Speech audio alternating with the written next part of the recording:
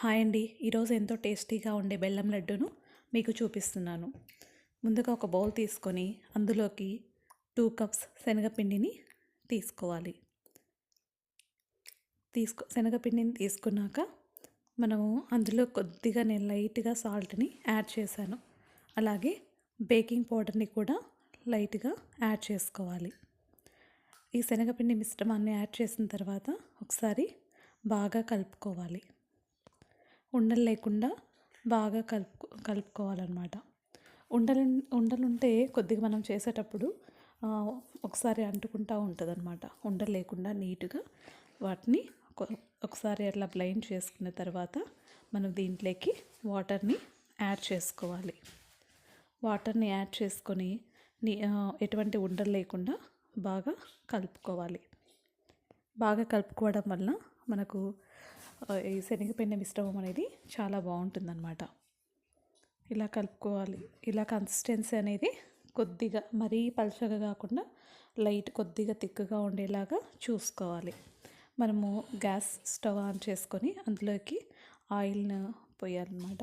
Oil heat అయిన తర్వాత మనము అలా చిల్లుగడ్డ తీసుకొని ఒక చిన్న బౌల్ తీసుకొని దాంట్లో శనగపిండి మిశ్రమాన్ని చేశానన్నమాట. ఇలా వస్తాయి మనకి. వాటిని ఇలా మనము గంట ఇలా బోలించి పెట్టడం వల్ల శనగపిండి అనేది కింద బౌల్లోకి వస్తుంది.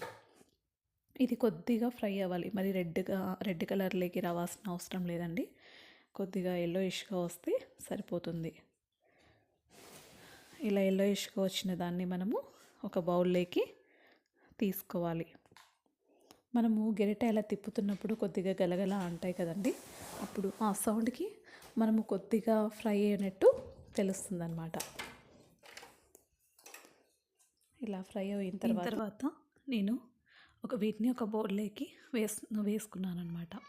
తర్వాత మళ్ళీ ఆయిల్ హీట్ అవ్వాలి. నేను కొద్దిగా సిమ్లో పెట్టానన్నమాట. అందువలన బూందీ కొద్దిగా వేగడానికి టైం పట్టింది అనమాట.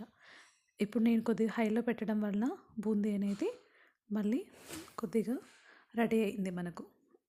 వీటిని అంతా ఒక సర్వింగ్ బౌల్లోకి తీసుకోవాలి. ఇలా బూందీని నేను చేసుకున్నాను. చూడండి ఎలా బాయిల్ అవుతుందో. ఆయిల్ అంతా అయిన తర్వాత నేను బూందీని ఇలా బౌల్లోకి తీసుకున్నాను. తర్వాత ఒక బౌల్ తీసుకొని అందులోకి 2 కప్స్ చక్కెరని బెల్లాన్ని యాడ్ చేసుకున్నాను. అందులోకి 1 కప్ వాటర్ని యాడ్ చేసుకున్నాను అనమాట. మనం శనగపిండి 2 కప్పులు తీసుకున్నాం కదా, దానికి ఈక్వల్గా మనం బెల్లాన్ని కూడా తీసుకోవాలి. అప్పుడు మనకు లడ్డు అనేది బాగా వస్తుంది. ఇందులోకి వాటర్ యాడ్ చేసాం కదా, ఇప్పుడు బెల్లం మిశ్రమం అనేది కరుగుతూ ఉందన్నమాట. ఈ బెల్లం అంతా పూర్తిగా కరిగే వరకు మనము అలానే ఉంచాలన్నమాట. ఈ బెల్లం అనేది నీట్గా కరగాలన్నమాట. చూడండి ఇలా బెల్లం కరుగుతూ ఉందో. ఇలా బెల్లం బాగా నీట్గా కరగాలి.